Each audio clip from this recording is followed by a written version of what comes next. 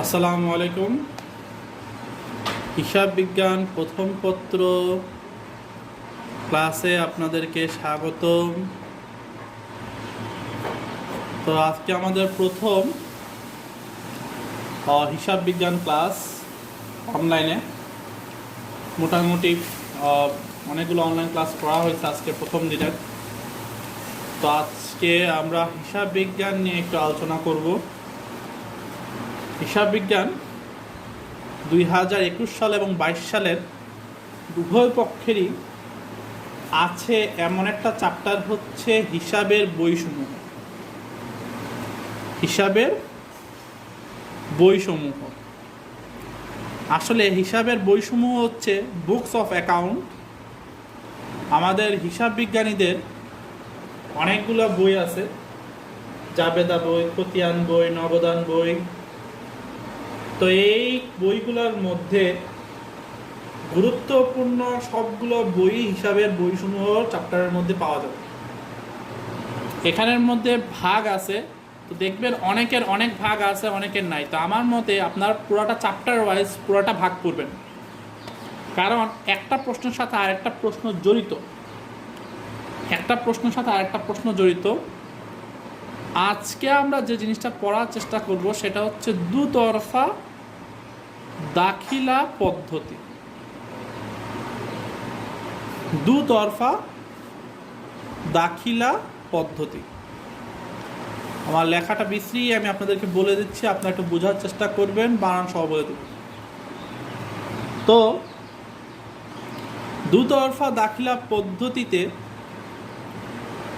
সনাতন একটা পদ্ধতি আছে, আধুনিক একটা পদ্ধতি আছে। আমরা আগে সনাতন পদ্ধতি। সনাতন শব্দের অর্থ হচ্ছে প্রাচীন, আগের, পুরাতন। সনাতন শব্দের অর্থ হচ্ছে প্রাচীন, আগের বা পুরাতন পদ্ধতি। তো আগে মনে করা হইতো যে একটা কোম্পানির, একটা প্রতিষ্ঠানের মোট সম্পত্তি সমান হচ্ছে মোট দায়। মোট সম্পত্তি সমান হচ্ছে মোট দায়। সনাতন পদ্ধতি মোট সম্পত্তি সমান মোট দায়। অর্থাৎ কারো যদি সম্পত্তি থাকে 1000 টাকার, তাহলে তার দায়ও ছিল 1000 টাকার। দুতরফা দাখিলা পদ্ধতি এই কথাটা বিশ্বাস করে না। দুতরফা দাখিলা পদ্ধতি বলে মোট সম্পত্তি এবং মোট দায় হিসাবের শেষ হিসাব না, আরও অনেক হিসাব আছে, হিসাবটাকে ব্যাখ্যা করতে হবে।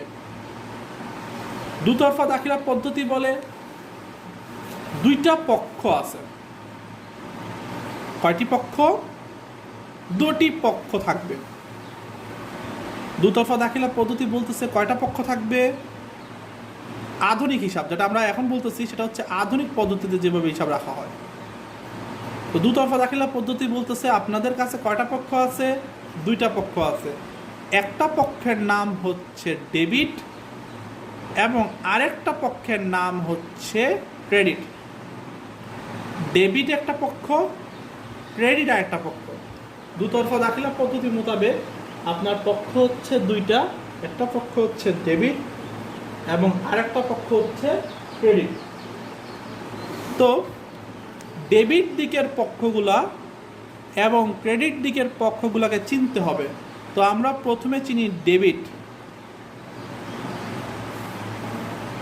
আর তারপর আমরা চিনব ক্রেডিট।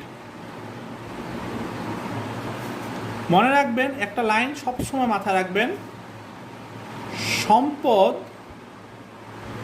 কি বললাম? সম্পদ, খরচ, উত্তোলন, এই তিনটা জিনিস হচ্ছে ডেবিট। সম্পদ, খরচ, উত্তোলন ডেবিট, আয়, দায়, মূলধন হচ্ছে ক্রেডিট। তাহলে আমাদের মুখস্থ করতে হবে কি? সম্পদ, খরচ, উত্তোলন ডেবিট, আয়, দায়, মূলধন ক্রেডিট। সম্পদ, খরচ, উত্তোলন ডেবিট, আয়, দায়, মূলধন ক্রেডিট। সম্পদ, খরচ, উত্তোলন, সম্পদ, খরচ, উত্তোলন ডেবিট, এবং আমাদের যে আছে আয় আছে, দায় আছে, মূলধন আছে, এই তিনটা জিনিস হচ্ছে ক্রেডিট। তাহলে সম্পদ, খরচ, উত্তোলন ডেবিট, আয়, দায় এবং মূলধন হচ্ছে ক্রেডিট। তাহলে সম্পদ, খরচ, উত্তোলনকে ডেবিট বলবো, আয়, দায়, মূলধনকে আমরা ক্রেডিট বলবো। এই যে দুইটা পক্ষ আছে, একটা হচ্ছে ডেবিট পক্ষ আর একটা হচ্ছে ক্রেডিট পক্ষ। এই দুইটা পক্ষই হইতেছে দুতরফা দাখিলা পদ্ধতির মূলনীতি। এই দুইটা পক্ষ হচ্ছে দুতরফা দাখিলা পদ্ধতির মূলনীতি। এখন আমরা একটা ভালো করে একটা জিনিস খেয়াল করি। কোনো কারণে আমার খরচ হইলে তো ডেবিট হয়, কিন্তু খরচ কমে গেল। আমার যদি খরচ কমে যায়, তাহলে ভালো করে খেয়াল করেন তো, খরচ কমে গেলে আমার আয় হইতেছে না। তাইলে খরচ হইলে ডেবিট, কিন্তু খরচ যদি কমে যায় তাইলে কিন্তু ক্রেডিট। আমি আবার বলতেছি, সম্পদ কিন্তু আমার ডেবিট, সম্পদ হচ্ছে আমার ডেবিট, সম্পদ হচ্ছে আমার ডেবিট, কিন্তু কোনো কারণে সম্পদ যদি কমে যায় সম্পদ ক্রেডিট। উত্তোলন আমার ডেবিট, কোনো কারণে উত্তোলন কমে গেলে উত্তোলন হচ্ছে ক্রেডিট। ঠিক তেমনই আয় আমার ক্রেডিট, আয় যদি কোনো কারণে কমে যায় সেটা হবে ডেবিট। দায় আমার ক্রেডিট, দায় যদি কোনো কারণে কমে যায় সেটা হবে আমার ডেবিট। মূলধন আমার ক্রেডিট, মূলধন যদি কোনো কারণে কমে যায় সেটা হবে আমার ডেবিট। তাহলে সম্পদ, খরচ, উত্তোলন আমার ডেবিট, আয়, দায়, মূলধন হচ্ছে আমার ক্রেডিট। এটা হচ্ছে আধুনিক পদ্ধতি এবং সনাতন পদ্ধতিতে হিসাবের বইসমূহের মূল কথা। এখন আসেন আমরা পড়ব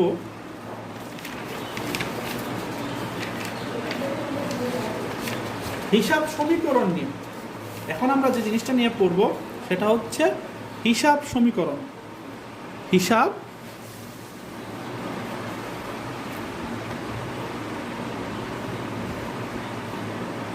সমীকরণ।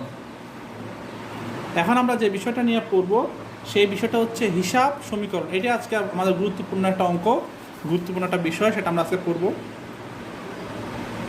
আধুনিক পদ্ধতিতে মনে করা হয়তো টিএ সমান টিএল, অর্থাৎ টোটাল অ্যাসেট। টিএ দ্বারা বোঝানো হইতো টোটাল অ্যাসেট, টোটাল অ্যাসেট, আর টিএল দ্বারা বোঝানো হইতো টোটাল লায়াবিলিটিস, অর্থাৎ মোট সম্পত্তি সমান মোট দায়, মোট সম্পত্তি সমান মোট দায়। টোটাল অ্যাসেট সমান টোটাল লায়াবিলিটিস, অর্থাৎ টোটাল অ্যাসেট মোট সম্পত্তি, টোটাল লায়াবিলিটিস মোট দায়। তাহলে মোট সম্পত্তি সমান মোট দায়, এটা প্রথমে মনে করা হতো, ঠিক আছে। কিন্তু হিসাব সমীকরণ যখন আধুনিক হইল তখন তারা শিখল না, অ্যাসেট সমান এল প্লাস ওনার্স ইকুইটি, এ সমান সমান এল প্লাস ওই। এটা হচ্ছে আধুনিক রূপ। আধুনিক বর্তমানে মানে আধুনিক হিসাব বিজ্ঞান এবং বর্তমান হিসাব বিজ্ঞান বিশ্বাস করে এ সমান এল প্লাস ওই, যেখানের মধ্যে এ হইল অ্যাসেট, অ্যাসেট দ্বারা বোঝায় হচ্ছে সম্পত্তি, অ্যাসেট দ্বারা কি বোঝানো হচ্ছে সম্পত্তি। এতে হচ্ছে অ্যাসেট, অ্যাসেট সমান সমান সম্পত্তি। এলতে কি বোঝায়, এলতে বোঝায় লায়াবিলিটিস, লায়াবিলিটিস শব্দের অর্থ হচ্ছে দায়, লায়াবিলিটিস LIABILITIES, লায়াবিলিটিস হচ্ছে দায়। ও ই, ওই দ্বারা বোঝায় হচ্ছে ওনার্স ইকুইটি, ওনার্স ইকুইটি, বাংলায় যার অর্থ হচ্ছে মালিকানা সত্ত্ব, বাংলায় এর অর্থ হচ্ছে মালিকানা সত্ত্ব। তাহলে কি দাঁড়াচ্ছে, আমার দাঁড়াচ্ছে এ সমান এল প্লাস ওই, মানে আমার সম্পত্তি, এ মানে হচ্ছে কি আমার সম্পত্তি সমান এল মানে হচ্ছে দায় যোগ মালিকানা সত্ত্ব, সম্পত্তি সমান দায় যোগ মালিকানা সত্ত্ব। এর সমান সমান এল প্লাস ওই দায়, তার দাঁড়াচ্ছে কি সম্পত্তি সমান দায় যোগ মালিকানা সত্ত্ব, দায় যোগ মালিকানা সত্ত্ব। এটা হচ্ছে হিসাব সমীকরণের আধুনিক রূপ। কিন্তু আধুনিক হিসাব বিজ্ঞানীরা এই এ সমান এল প্লাস ওইকে আরও ভাঙছে। তাহলে এল প্লাস ওইকে কীভাবে ভাঙছে, তারা বলতেছে এ সমান এল প্লাস ওইকে আমরা ভাঙব। ওইকে কীভাবে ভাঙব, C plus I minus E minus D. আচ্ছা, তাহলে সি দ্বারা কি বোঝায়, সি দ্বারা বোঝায় ক্যাপিটাল, যেটাকে বাংলায় বলা হয় মূলধন। আয় দ্বারা কি বোঝায়? আয় দ্বারা বোঝায় ইনকাম, বাংলায় করলে যেটা হয় আয়। ঠিক আছে, আরেকটা হচ্ছে ই দ্বারা কি বোঝায়? ই দ্বারা বোঝায় এক্সপেন্স, বাংলায় যার অর্থ হচ্ছে ব্যয়, ব্যয় বা খরচ, ব্যয় বা খরচ। আচ্ছা, ডি দ্বারা কি বোঝায়?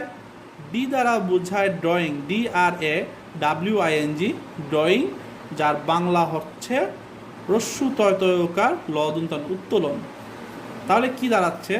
তাহলে এ সমান L plus C plus I minus E minus D. তাহলে এইখানের মধ্যে আমরা ওই না লিখে, এখানের মধ্যে আমরা ওই না লিখে কী লিখতেছি? C plus I E minus D, C plus I minus E minus D. তাহলে এ সমান এল প্লাস ওই, আর এখানে হচ্ছে এ সমান L plus C plus I minus E minus D. C দ্বারা বোঝায় ক্যাপিটাল, আইতে ইনকাম, ইতে এক্সপেন্স, ডিতে ড্রয়িং। অর্থাৎ সম্পত্তি সমান দায়। আমরা যদি সেম কথাটা আবার লিখতে চাই তাহলে দাঁড়াচ্ছে সম্পত্তি সমান দায় যোগ। ঠিক আছে, তাহলে আমরা কি যোগ করতেছি? আমরা মূলধনের সাথে আমার আয়টা যোগ হচ্ছে, ব্যয়টা বিয়োগ হচ্ছে, ব্যয়টা বিয়োগ হচ্ছে, আরও বিয়োগ হচ্ছে কি? আমার উত্তোলনটা বিয়োগ হচ্ছে। তাহলে সম্পত্তি C plus I minus E minus হচ্ছে মূলধন যোগ আয় মাইনাস ব্যয় মাইনাস উত্তোলন। এতে হচ্ছে সম্পত্তি, এলতে হচ্ছে দায়। তাহলে সম্পত্তি সমান দায় যোগ মালিকানা সত্ত্ব। তাহলে কেউ যদি আপনাকে প্রশ্ন করে যে মালিকানা সত্ত্ব সমান কত, অর্থাৎ ওই সমান কত, মালিকানা সত্ত্ব বা ওই সমান কত, তাহলে আপনি বলবেন ওই হচ্ছে C plus I minus E minus D. এই জায়গাটা হচ্ছে ওই এর মান।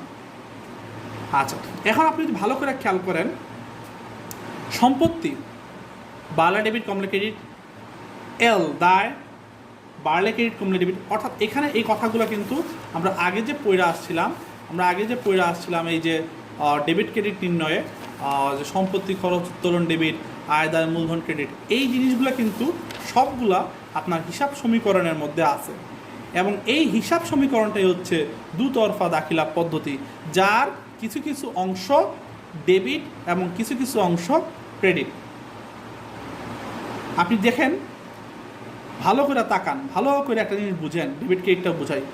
এখানের মধ্যে এ হচ্ছে ডেবিট সম্পত্তি, এখানের মধ্যে এটা হচ্ছে কি সম্পত্তি আপনার ডেবিট, এখানের মধ্যে ই কিন্তু মাইনাস হতেছে, ক্রেডিট থেকে মাইনাস হতেছে। তো ক্রেডিট দিক থেকে যদি কোনো কিছু মাইনাস হয় তাহলে এটাও ডেবিট, তাহলে এইটা হচ্ছে আপনার ডেবিট, এইটা হচ্ছে আপনার ডেবিট, এইটা হচ্ছে আপনার ডেবিট।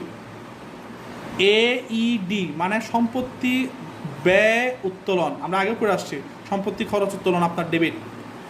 আর দায় মূলধন আয়, আয় দায় মূলধন ICL, অর্থাৎ আয় তো হচ্ছে ইনকাম, এটা আপনার ক্রেডিট। তারপরে আপনার সিতে হইলো আয় দায় হচ্ছে আপনার এল, এটাও আপনার ক্রেডিট। সিতে হইলো ক্যাপিটাল আপনার মূলধন, এটাও আপনার ক্রেডিট। তাহলে আপনার কী কী জিনিস ডেবিট হচ্ছে আর কী কী জিনিস ক্রেডিট হচ্ছে, আপনি যদি হিসাব সমীকরণটা দেখেন, হিসাব সমীকরণটা আমি আবার সুন্দর করে লিখে দিই, এ সমান সমান L plus C plus I minus E minus D. অর্থাৎ আপনি যদি এইটার দিকেও তাকান তাহলে আপনার ডেবিট ক্রেডিট খুঁজে পাবেন। এই যে হিসাবটা আছে এটা হচ্ছে হিসাবের হিসাব সমীকরণ। আজকে আমরা ডেবিট ক্রেডিট পড়লাম, হিসাব সমীকরণ পড়লাম। কালকে আমরা পড়ব ডেবিট ক্রেডিট নির্ণয়। ঠিক আছে, কালকে আমরা পড়ব ডেবিট ক্রেডিট নির্ণয়, পাশাপাশি কীভাবে আপনি হিসাবের ডেবিট ক্রেডিট থেকে যা বাধা করতে পারেন, এই জিনিসটা আমরা কালকে শিখবো। আজকে আর বেশি কিছু পড়াইলাম না, কারণ আপনাদের পড়াটা হচ্ছে আপনার হিসাব সমীকরণটা মুখস্থ করবেন। ঠিক আছে, আর পাশাপাশি মুখস্থ করবেন দুতরফা দাখিলা পদ্ধতিতে কোন কোন জিনিসগুলোকে ডেবিট বলে আর কোন কোন জিনিসগুলোকে ক্রেডিট বলে, এগুলো আপনার একটু মুখস্থ করবেন। ভালো থাকবেন, সুস্থ থাকবেন, আশা করি আমার ক্লাস বুঝতে পারছেন।